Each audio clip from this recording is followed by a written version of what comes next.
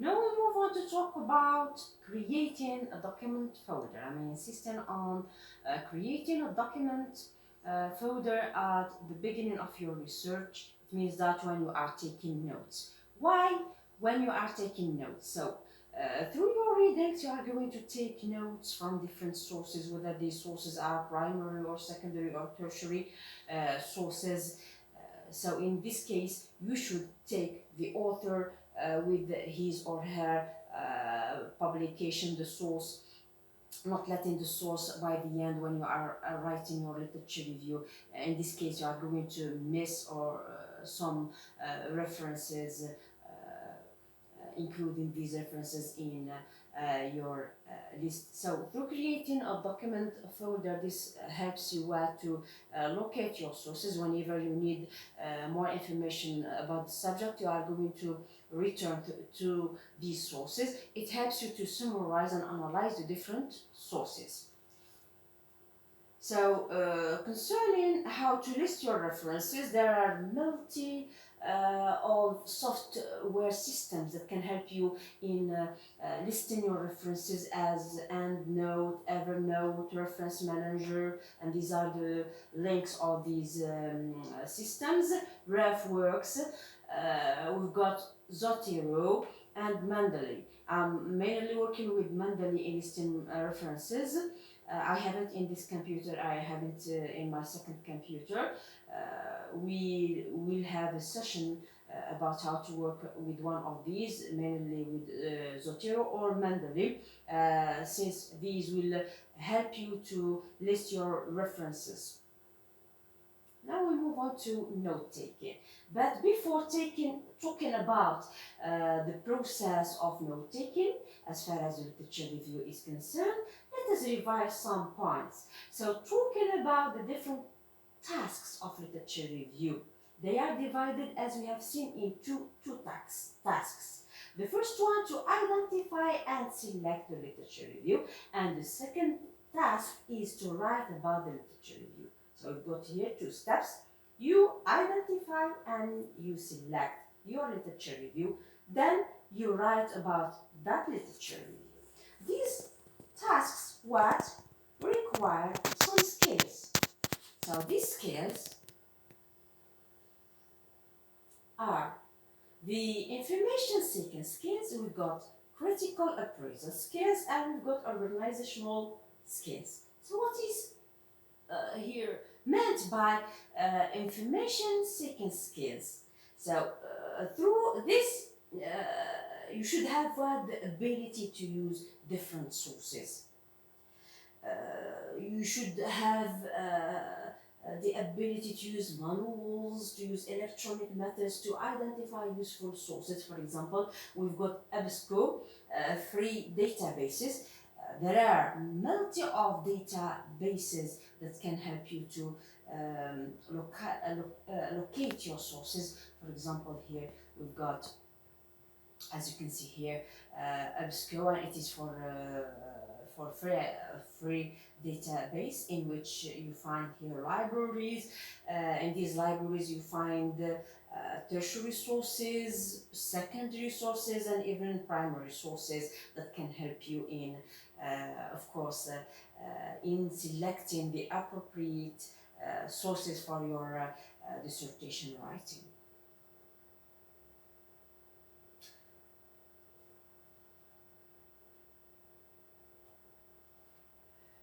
Of course, the ability for to conduct extensive bibliographic research. It means that library research.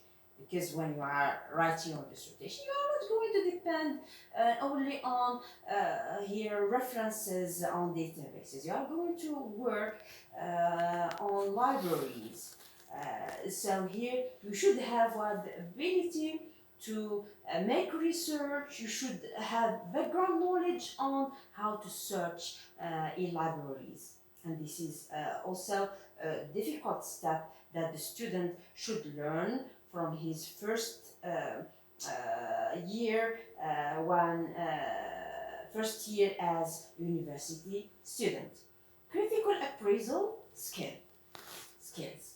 So it is the ability for what? Or it provides what? The ability to describe, critique, and relate each source to the topic. It means that you should have what? The ability to critique, to relate, to describe each source, and to relate it, what? To link it to your topic.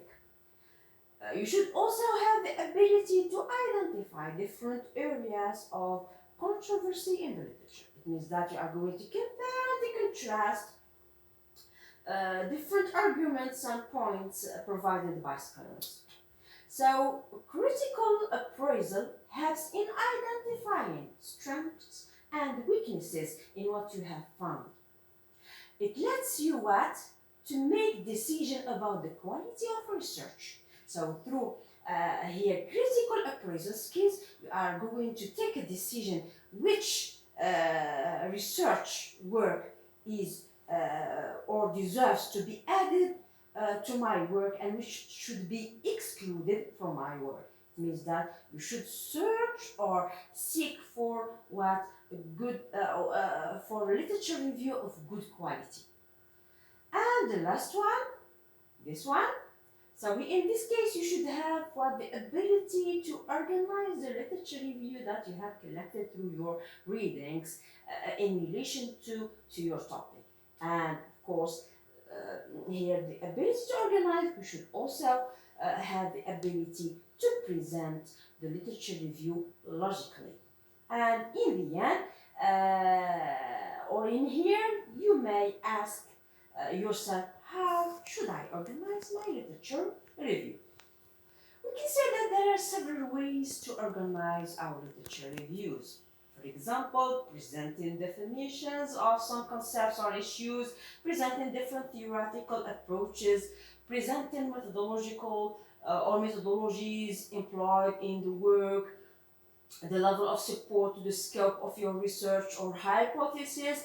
This method is better than using, as we have seen, chronological organization. We have talked previously about chronological order in organizing your topics and sub-themes, but this method is better than here using chronological organization, since using chronological organization may lead to write what?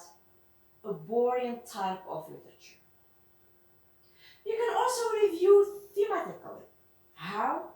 Thematically. For example, if we take the issue of the use of CBA, competency-based approach to teach grammar for middle school pupils, in this case, I'm going to organize using thematic organization, for example, starting with providing some definitions about what is meant by grammar, the learning strategies, some definitions about what is meant by CBA, and some points concerning the characteristics of CBA. So this is in case students who are working in the field of didactics. For the students who are working in the field of literature, for example, if we take the case of women's place in Henry Fielding's Tom Jones, we can talk about, for example, England in the 18th century, tracking all the changes at that time, economic, social, political, and religious changes. The status of women in the 18th century, taking into account issues like, for example, women in society, women at home, women in education, women's issues, and the 18th century writers, like, for example, Henry Fielding and Richardson. The rise of feminism, for example, as a movement, presenting an overview of feminist literature criticism as an approach to analyze this literary